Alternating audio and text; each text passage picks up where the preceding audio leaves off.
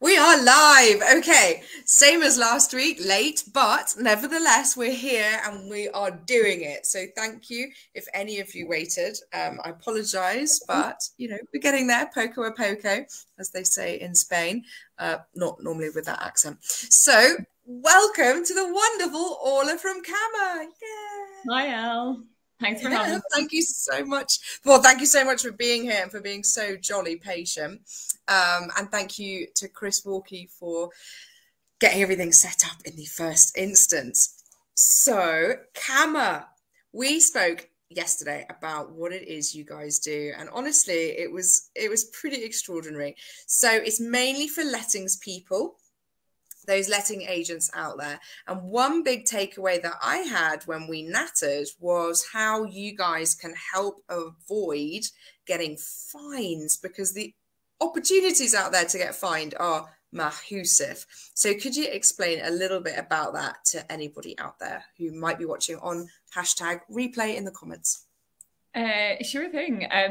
So yeah, property licensing is this area that is kind of the word is bandied about, but I'm not sure everybody fully understands kind of how vast it is and how it may affect you, even though you think it doesn't affect you. And to give a little bit of background around what property licensing is, it was enshrined into law by the Housing Act of 2004. And that basically devolved responsibility for the regulation of the private rented sector to local authorities. So, you get local authorities involved, it's going to cost some money, and, it's probably not going to be the easiest thing. So what it did was it allowed local authorities to introduce what we call property licensing schemes. And it was around trying to improve standards of rental properties across the UK. So there's a common kind of misunderstanding about property licensing, and that it only impacts HMOs, when actually it can also impact single lets, even if that single let is a single bed sit with one person in it. And if it falls within a certain type of licensing scheme that a local authority has, you'll also need to get a license for that property. So essentially, to give you the high level stats, there's over 500 different property licensing schemes across the UK. Each local authority has their weird and wonderful way of introducing it. So it can be introduced around a geographical patch of the borough. So this street, not that street, this side of the street, not that side of the street. And it can apply. That one in Yeovil. Yeah, it's pretty, like places like Hammersmith and Fulham in London, for example, have particularly kind of crazy. If you look at it on a map, it looks like a child kind of went mad with a crayon when you look at the different kinds of schemes. And it can also apply to different types of properties. So it could be a 2-bed, 2-household property, or a 3-story, 2-household property. So they have all their weird intricacies. And then the most aggressive form of the licensing is what we call selective licensing. And that's what applies to single lets. So figuring out all that is quite a big headache, and staying on top of it. And when you want to be out, getting instructions, basically winning more business.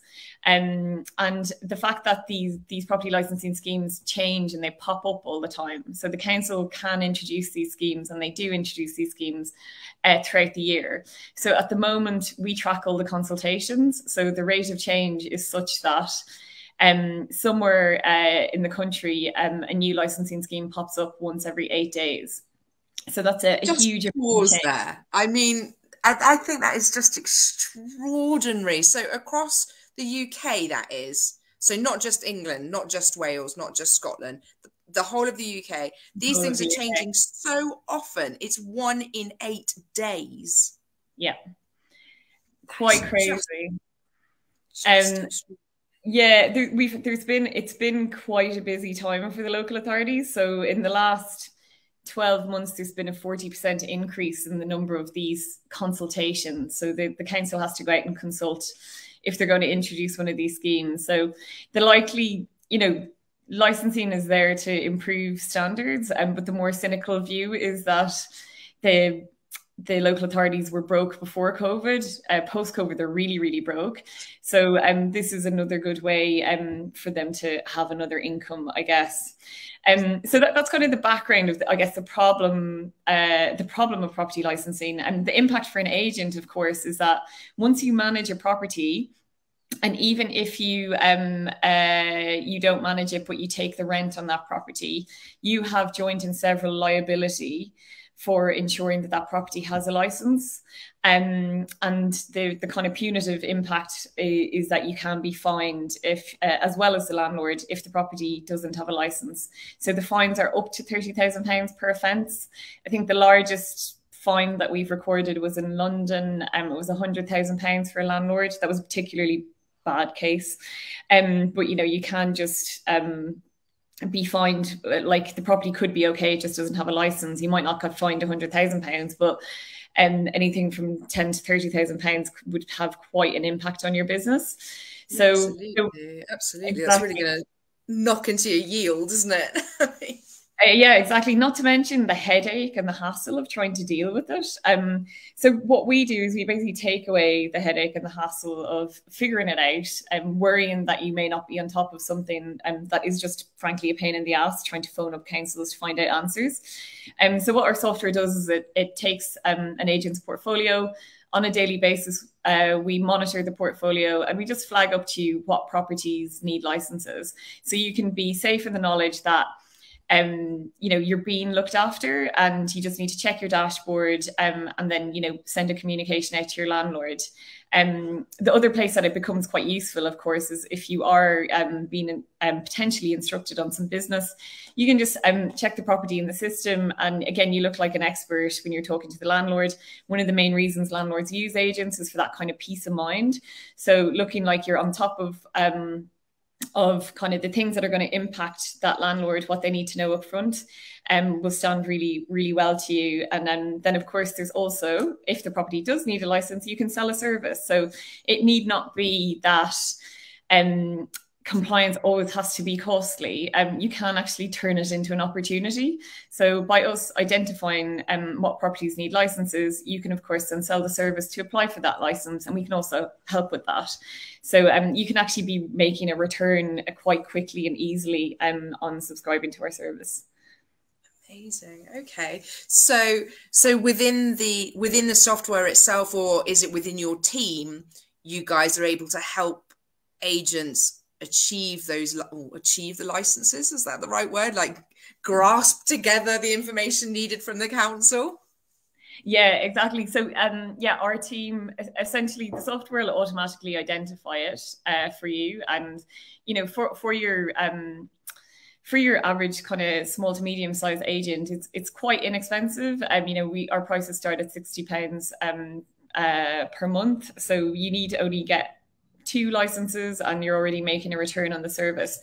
And it takes away that whole administrative overhead. So essentially you can connect us with your landlord, we gather all the information, we sort out the license, and then you can bill the landlord and have your referral, whatever markup you want to put on top of that cost. So again, it can just be a really nice ancillary income stream that you hadn't counted on, but that also stands you in good stead with your landlord customers as well. I think that's the key for me, is what makes it even more exciting is not only is it useful, compliant, there's a small income stream benefit, like you're not going to build your whole business around it necessarily, but it's always nice to have those, what do they call it? Passive income almost, isn't it? Where actually the computer's doing the clicking for you and you don't have to, and then you can sell that on. But I think the thing for me that really went pooh is that it's an opportunity to differentiate yourself, because there are so many letting agents and they all say, I do a lot of website audits and I do a lot of social media audits, and the wording is all the same and the marketing is so banal, and as a consumer, you've got no way of knowing what any of these people are offering, why it's important, and what makes that one different to that one, to that one, to that one, to that one, other than, well, they all look like they're doing the same thing, so I might as well just make a judgment on price. Whereas actually, what you're suggesting is you can really add value. Absolutely. I think that's a really good point, Elle, because um, unfortunately, the whole lettings industry has become really competitive, especially with with the digitization of everything. Anybody can set up a website and suddenly have a quite an inexpensive shop front. And I think the statistics say there's about 18,000 branches of letting agents throughout the UK. So it is really, you don't want it to be a race to the bottom in terms of what you charge for stuff, because that's just no good for anyone, or it's not the way you'd want to do business. So I think being able to differentiate yourself, investing in the technologies that will make your business stand out. Technology in itself is like intellectual property that adds value to your business, that any acquirer will be looking at. How well have you set up your business to be an attractive acquisition to me, whether it be Foxtons or Leaders Roman or Countrywide or whoever it is, having that really clean book, like really efficient, backed up with really good technology, and your own unique tone of voice in terms of how you speak to your customers, which is a lot about the different, what is the uniqueness about the proposition that you can bring to your customers. And we think we can be part of that. Obviously, a lot of it will be you, because it's your business and you have your way that is your USP to talk to your customers. But I think one of those being that we will protect you. We invest in technology to make sure you are protected, landlord. We'll keep you informed of all the things that you need to know about. Being able to provide that kind of personalized information about their exact property at the right point in time, I think will ensure that you win that instruction over the guy down the road. Certainly, I would want to be putting my property with someone like that. And then, of course, as we say, we don't want to be a cost in your business. We want to be adding value. So that's why packaging it up with being able to introduce the license application service ensures that you're actually making an income on that, as well as kind of future-proofing your business for a good valuation, hopefully for an exit in the future, I should say. Absolutely, because I think, any decent business owner is thinking long term, what's my end goal? My hands off screen. What's my end goal? And then working backwards, because if you haven't actually got a goal here, what are you working for every day? And for a lot of people, that will be to go on and sell that branch or that company as a whole. And I know people like Lucy Noonan and John Paul are really amazing acquisitions. So if anyone's interested in that type of work, don't hesitate to reach out to them. I'm sure they'll be helpful. Not my area of expertise, but totally understand the fact that actually, if you've got all these things in place and your offering is so differentiatable, then you're more appealing to a buyer, and therefore your price can be a bit higher. Yeah, exactly. And I think what we offer is like data-driven software. Essentially, we aggregate all this information about property, and the bit we're talking about today is property licensing. But you can use that information to tender for other pieces of business. If you want to try and grow exponentially, it's about targeting housing associations and councils for where they need private management of their private stock, and I think being able to kind of take some of their data, put it into our system and say, we've done a risk assessment and here's some of the things that you're exposed on, don't worry, we'll be able to handle it. Again, that stops you in a tender situation having to kind of just differentiate on price, because again, it's a race to the bottom if that's all you can do. So it's just other things to kind of be thinking about in your bigger picture about why thinking a bit outside of the box and not just kind of carrying on doing what everybody else is doing, kind of seeing what's out there and what really adds value to your business, not just from a customer perspective, but from a future acquirer perspective as well. Yeah, definitely. And also, like you say, avoiding that race to the bottom all the time, because actually all that happens when you race to the bottom is you lose quality, because you can't afford to produce quality service and deliver on expectations and exceed those expectations if actually you're just dealing with shoestrings. So I think actually it all ties in together, that theory behind the councils using the licensing areas is to improve quality. And actually, you can then be part of that move towards a quality accommodation within the whole country. Yeah, absolutely. Because no one wants to be frustrated in their business. You know, like we all start our businesses as a bit of a labor of love. So it's course, kind of, yeah, and then you don't want it to become something that you're frustrated by because competition is forcing you into kind of doing stuff you that kind of jars with you, but like because of costs you need to do that. So I think having a kind of broader view of kind of, okay, what investments are worth making in my business that will kind of guarantee me a longer term better return is one of the things that like I always try to look at in my business as well. Yeah, same, definitely. I think it's a really interesting point. If someone was a subscriber to the tech, just a question that I didn't ask you before, and it's just popped into my mind. Do you sort of license? So, for example, take Yeovil, where I used to be based. Do you then give me access to just that area? Is that how that works from the tech perspective, or do I find out, about the whole of the United Kingdom? So it'd be the whole of the United Kingdom. So, for example, if you were subscribing to our service and you suddenly move into you're based in Yeovil, but suddenly you move into another area that is maybe not remotely geographically close to, I don't know where that is. So I was trying to think of somewhere far away, but not too far away, but I can't. Dorchester. There we go. Go down Weymouth. There you go. Yeah. If you expanded, we have coverage for the whole of the UK. So once your portfolio addresses are in our system, you'll be kept safe with those particular rules and regulations for whatever borough that and whatever exact geographic location within that borough that property sits in. So you've got the whole UK covered. That's so interesting. Okay, that's awesome. Because I'm thinking, when you're a lettings agent, you might have tenants that are working with you, and actually they might be landlords themselves, but in a completely different neck of the woods. So if you were providing such a good service to that tenant that they really valued you, you might end up having a conversation with them where you can say, well, actually, I can probably help you with your property, even though it's not within my exact catchment area. I know that happens quite a bit. So I think that's really useful that you could think about that this tech would actually encompass all of those areas. So yeah, exactly.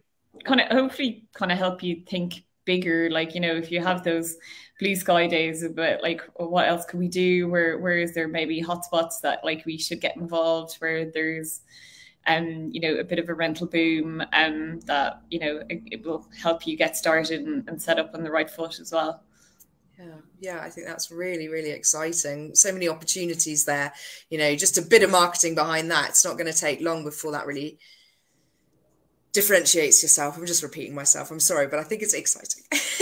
I'm always looking for new ways to do it. So it's about that safe, protective tone of voice with your landlords, I think, as well, because, the landlord wants to remove themselves from the tenant relationship. That's why they're hiring you. So exactly. What are they really looking for? They're looking for someone who's going to look after their property and make sure that they don't get stiffed with really bad fines. So I think it really being able to wedge things like this, and there's like other great compliance solutions out there, into how you talk about yourself can really be a good kind of strategy going forward.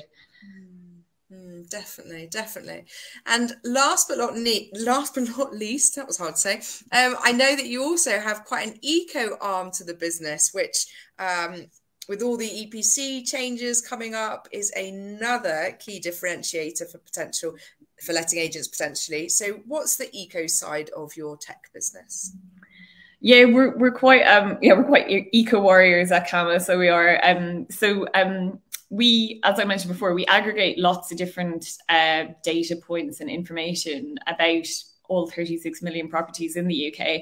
But one big area that we're focused in is climate change.